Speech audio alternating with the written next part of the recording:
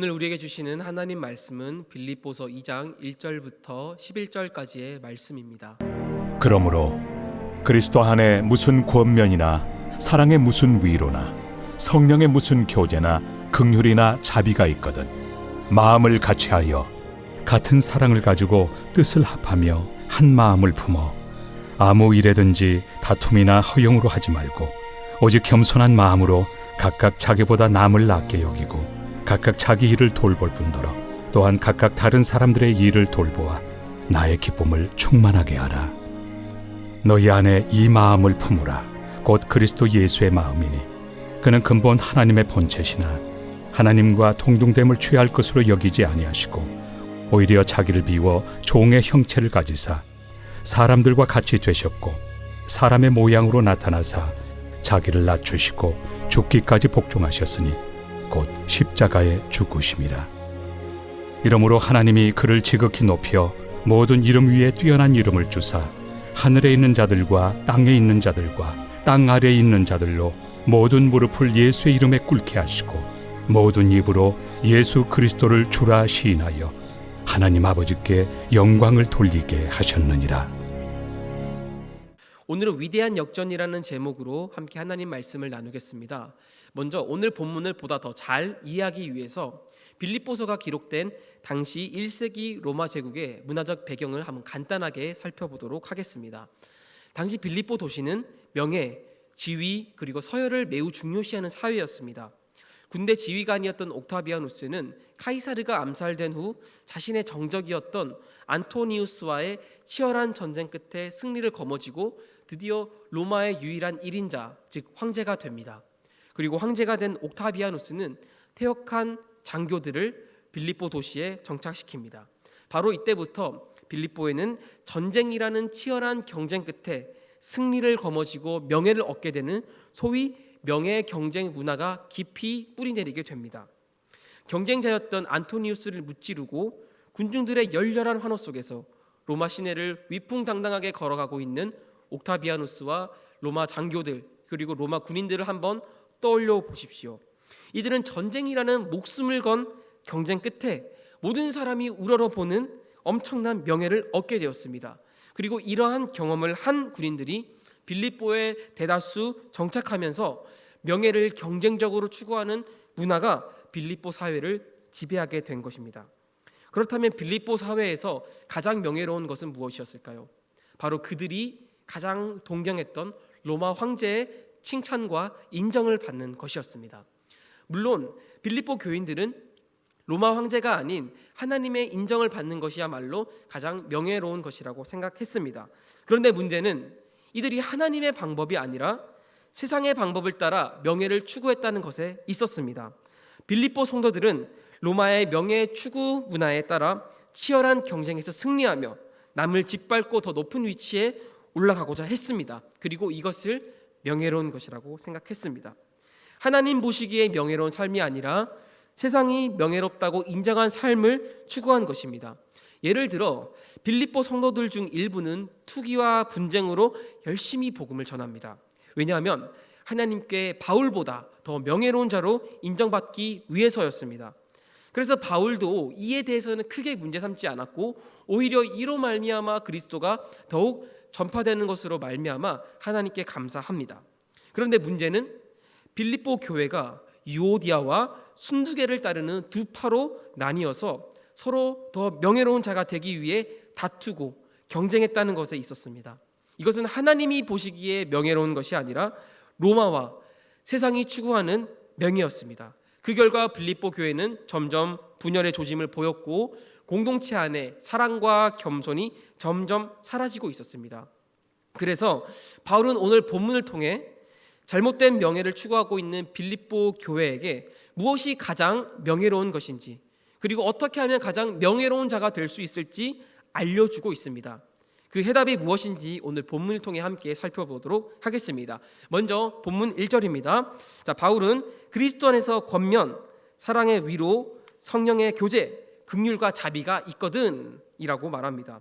자, 이 문장을 헬라어 원어로 보면 사실과 반대되는 상황을 가정하고 있는 그런 뉘앙스가 담겨 있습니다. 그렇다면 권면, 사랑의 위로, 긍휼과 자비가 빌립보 교회 안에서 전혀 찾아볼 수 없다는 그런 말이 되죠. 자, 그런데 물론 빌립보 교회 안에 이러한 덕목들이 아예 없었던 것은 아닙니다. 단지 바울은 지금 교회 안에 충만해야 할 사랑의 위로 그리고 긍휼과 자비 등이 점점 희미해지고 있는 빌립보 교회의 당시 상황을 꼬집고 있는 겁니다. 자, 그렇다면 왜 이러한 덕목들이 사라지고 있었을까요? 바로 경쟁적으로 명예를 추구하고 서로 높아지고자 하며 다투며 교회 안에 분열이 일어났기 때문입니다. 자, 그리고 한번 본문 3절을 보겠습니다. 본문 3절에서 여기서 다툼은 부정직한 방법을 통해 정치적으로 높은 자리를 추구하는 행동이라는 뜻을 가집니다. 즉 빌립보 교회 안에 세속적인 방법으로 명예를 추구하고 있는 그런 모습을 제대로 보여주고 있는 것이죠. 그런데 바울은 이것을 지금 허영이라고 합니다. 허영은 영어로 vain glory, 즉 명예는 명예인데 텅 비었다는 겁니다. 이들이 추구하고 있는 명예는 하나님 보시기에 텅 비었고 실체가 없는 껍데기에 불과하다는 것입니다. 자, 또한 바울은 잘못된 명예를 추구하고 있는 성도들에게 겸손하라라고 권면하죠. 지금에야 겸손이 굉장히 중요한 미덕으로 자리 잡았지만 명예를 추구하던 당시 그리스 로마 문화에서 겸손은 미덕이 아니었습니다. 오히려 감춰야 할 결점에 불과했습니다. 심지어 겸손은 천한 노예들에게 요구되는 것이었습니다. 그리고 지금 바울은 남을 나보다 낮게 여기라고 하죠. 여기서 낮게는 히옷으로 읽어야 됩니다. 지옷이 아니죠. 자, 이것은 나는 수학은 너보다 잘하는데 너는 나보다 영어는 좀 잘하네, 이런 식으로 상대방이 나보다 정말로 뛰어난 부분만 낮게 여기라라는 게 아니고 상대방이 자신보다 모든 분야에서 뛰어나다라고 여기라는 겁니다.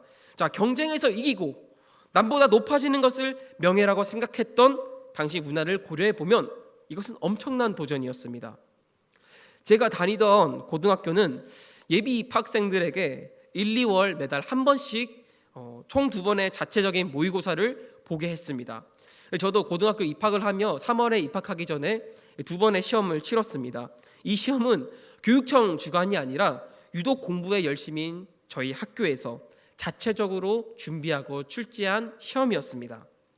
시험 과목은 국어, 영어, 수학이었고요. 시험 성적에 따라서 국어를 제외하고 모든 입학생들을 영어 A, B, C반 그리고 수학 A, B, C반으로 나눴습니다. 당연히 A반이 최상위권 그리고 C반은 최하위권 학생들이 가는 반이었습니다. 자, 그러면 저는 어떤 반이었을까요? 네, 아마 믿음이 좋은 성도님들은 저를 영어 A반, 수학 A반이라고 생각하고 계실 것 같습니다. 자, 개인적으로 저를 찾아오시면 제가 어떤 반이었는지 알려드리도록 하겠습니다. 자, 어쨌든 보통 대부분 학생들은 영어 A 그리고 수학 B반 또는 수학은 A반이고 영어는 B반인 이런 학생들이 대부분이었습니다. 그런데 간혹 영어와 수학 모두 C반인 학생들이 있었습니다. 이 학생들은 올 C라고 불리며 약간 조롱당했습니다. 반대로 영어와 수학 모두 A반인 학생들이 최상위권 학생들은 우리가 올 A라고 불렀습니다. 그리고 이 올 A라는 명칭은 모든 학생들이 추구하고 부럽게 생각하는 명예로운 배지와도 같았습니다. 자, 그런데 성적이 오르면 C반에서 B반, B반에서 A반으로 올라갈 수 있었고요. 반대로 성적이 떨어지면 A반에서 B반, B반은 C반으로 떨어질 수 있었습니다. 자, 반이 위로 올라가면 선생님의 칭찬과 친구들의 부러움 속에서 잠깐 우쭐댈 수 있습니다. 즉 명예로운 자가 됩니다. 반대로 반이 떨어지면 친구들의 엄청난 조롱을 받고요. 그리고 이것은 매우 수치스러운 것이었습니다. 당연히 모든 학생들의 바람은 가장 명예로운 A반으로 올라가는 것이었고요. A반 학생들은 C반 학생들을 약간 무시하는 그런 경향을 보였습니다. 그런데 바울이 지금 남을 나보다 낮게 여기라는 권면은 이 A반 학생들이 A반보다 C반이 더 명예로운 것이구나 라고 여기라는 겁니다. 이게 더 명예롭다는 겁니다. 그러니까 결국 겸손하고 또한 남을 나보다 낮게 여기라는 이런 권면은 당시 명예를 추구하는 시대의 상황에 비춰볼 때 엄청난 도전이었습니다. 자, 이때 바울은 우리 본문 5절에서 서로 높아지고자 경쟁했던 빌립보 교인들에게 어떤 마음을 품으라고 권면합니다. 근데 이 구절 너무나 유명하고 또 너무나 중요한 구절이기 때문에 5절을 다 함께 한 목소리로 읽어보도록 하겠습니다. 시작. 너희 안에 이 마음을 품으라. 곧 그리스도 예수의 마음이니. 아멘. 여기서 그리스도 예수의 마음을 품으라 라고 번역되어 있지만 원어에 가깝게 다시 번역하면 이렇게 됩니다. 너희 안에 그리스도 예수 자체를 품으라. 자, 다시요. 너희 안에 예수 그리스도 자체를 품어라. 자, 마음이라는 것에 국한시켜 생각하지 말고 예수님의 삶과 전 인격을 그들의 인격과 그들의 삶 가운데 가득 품으라는 겁니다. 그러면서 바울은 예수님의 전 인격적인 삶을 성육신과 십자가로 요약을 하는데요. 이것은 당시 명예를 추구하고 높은 것이 명예롭고 낮은 것은 수치스러운 것이라고 여겼던 그런 빌립보 교회에 굉장히 큰 도전과 울림을 남깁니다. 함께 살펴보겠습니다. 자, 6절입니다. 6절에서 예수님을 하나님의 본체, 즉 하나님의 형상이라고 합니다. 여기서 하나님의 본체라는 것은 신의 형상인데요. 신의 형상은 당시 로마 황제를 지칭하는 표현이었습니다. 사도행전에서도 헤롯 대왕이 어떤 연설을 하자 한 백성이 이것은 사람의 소리가 아니라 이것은 신의 소리다라고 말을 하죠. 당시 사람들은 황제나 왕을 신적인 존재라고 생각했습니다. 그리고 이런 신적인 존재로서 로마 황제는 이 땅에서 가장 명예로운 존재였습니다. 그런데 지금 예수님께서는 가장 명예로운 로마 황제의 자리에 앉아 계시는데 지금 종의 형체까지 내려왔다라고 말을 하고 있습니다. 자, 황제가 노예가 되는 경우는 딱 두 가지밖에 없죠.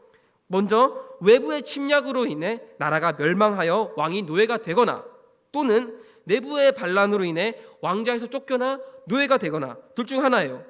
즉 황제가 노예가 되는 모든 경우를 종합해 보니까 전쟁이나 반란과 같은 수동적인 결과인 것입니다. 그런데 예수님께서는 지금 스스로 신의 형상을 버리고 스스로 노예의 형상을 취하셨습니다. 능동이지 수동이 아닙니다. 자, 역대 로마 황제 중에서 그 누가 노예가 되기를 자처한 황제가 있습니까? 단 한 사람도 없습니다. 게다가 로마에서 그래도 좀 세력이 있고 힘이 있는 자라면 누구나 한 번쯤은 명예로운 로마 황제의 면류관을 쓰고 명예로운 로마 황제의 자리에 앉기를 소망하는데 예수님께서는 그러지 않으셨죠. 예수님께서는 정반대로 행동하셨습니다. 모두가 선망하는 가장 명예로운 자리를 버리고 가장 천하고 가장 낮은 곳으로 스스로 능동적으로 내려오셨습니다. 자, 요즘 사회에서 가수나 배우와 같은 연예인처럼 모두가 선망하는 그런 명예로운 존재가 없는 것 같습니다. 자, 어떤 연예인이 유기견 봉사나 이 추운 겨울날 석탄 나르기 등 이런 단기 구호 활동만 해도 사람들이나 어떤 뉴스에서 이것은 노블레스 오블리주다라고 그들을 칭송합니다. 로마 황제도 기근이 굉장히 심할 때 나라의 곳간을 열어 빈민층들에게 로마 시민들에게 먹을 것을 공급했습니다. 물론 이러한 사회봉사 활동 자체를 비판하는 게 아닙니다. 물론 이런 거 필요하죠. 그러나 우리가 이렇게 명예롭다고 생각했던 연예인이나 로마 황제가 가장 천한 노예가 되어서 누군가의 구호 활동에 필요한 존재로 전락했다라고 생각해 보십시오. 상상이 잘 되지 않죠. 자, 그러니 예수님의 이 철저히 낮아진 삶은 당시 문화적 맥락에서 보면 아주 충격적인 것이었습니다. 그들도 이해할 수 없는 것이었습니다. 왜냐하면 빌립보 사회에서 아무리 눈을 씻고 찾아봐도 이런 명예로운 자리에서 스스로 내려와서 이렇게 천하고 수치스러운 자리로 내려온 존재가 없었기 때문입니다. 그런데 바울은 지금 빌립보 성도들에게 이렇게 철저히 낮아지신 예수님의 삶과 인격을 그대로 너희들의 삶 가운데 품으라, 가득 품으라 라고 지금 도전하고 있는 것입니다. 그런데 바울은 여기서 멈추지 않습니다. 자, 8절을 보니까요, 예수께서 지금 십자가에 죽으심이라 라고 되어 있습니다.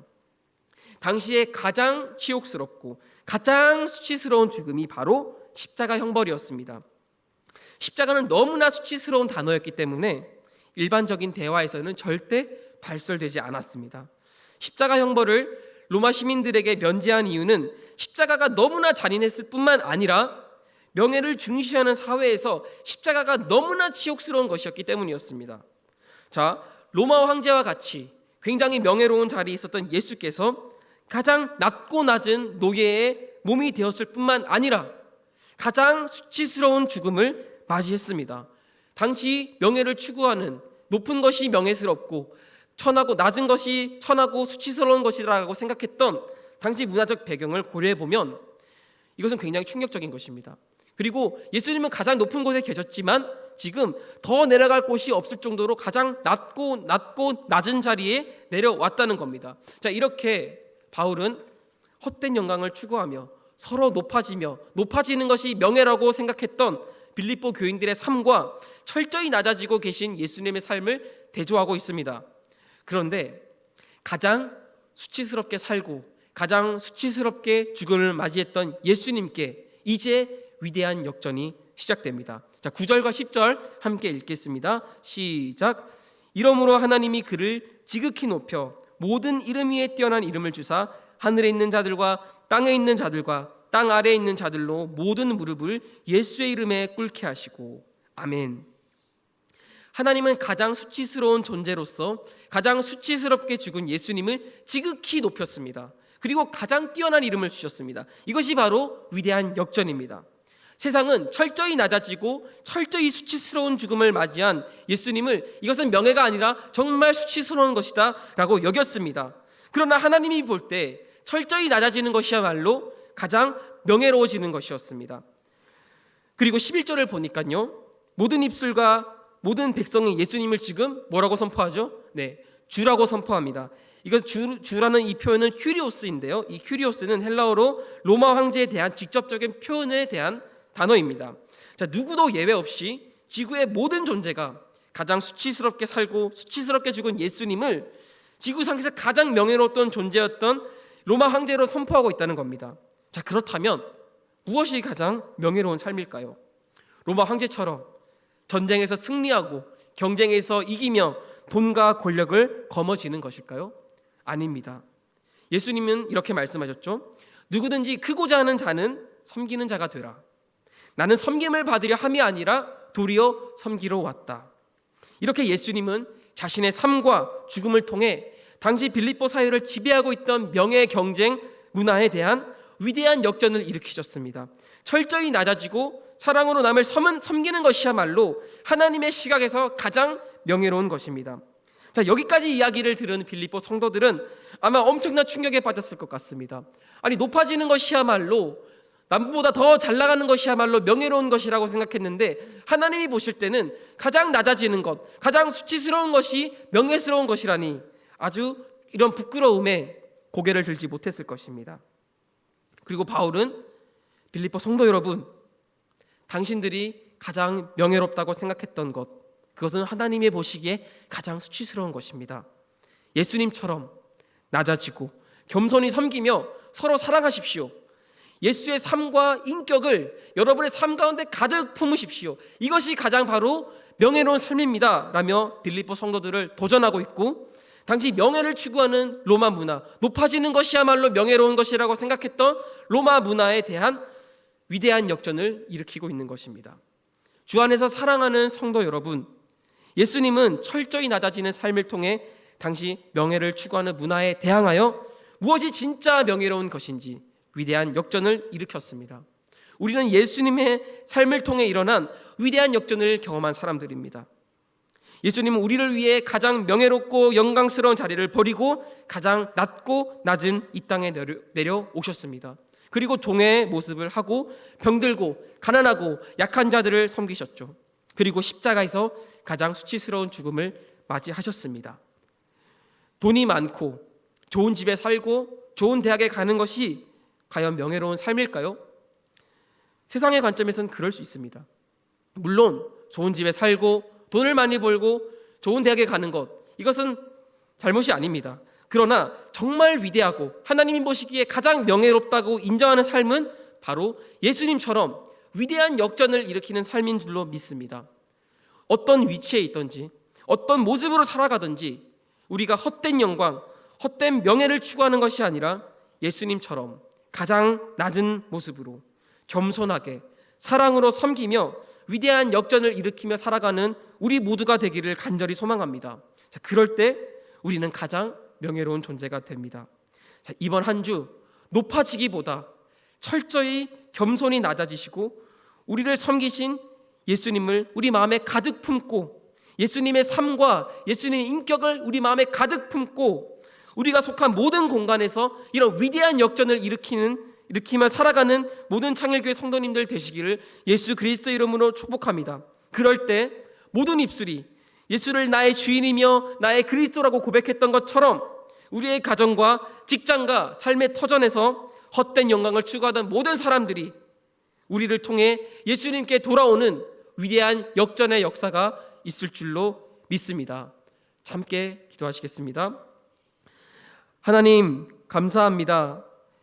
위대한 역전을 일으키신 그 예수님의 삶과 인격을 우리의 마음에 가득 품고 살아가기를 원합니다. 하나님, 그래서 우리의 삶과 우리의 직장과 가정에서 헛된 영광을 추구하는 것이 아니라 하나님이 명예롭다고 인정하는 삶을 살아가는, 그래서 우리의 삶 속에서 위대한 역전을 일으키는 우리 모든 창일교회 성도님들 될 수 있게 하여 주시옵소서. 하나님, 그래서 정말 우리의 삶을 통해 그리스도가 우리의 주인이며 높임받는 그런 위대한 역사, 위대한 역전의 역사를 일으키는 우리 모두가 되게 하여 주시옵소서. 이 모든 말씀 예수 그리스도 이름으로 기도하옵나이다. 아멘.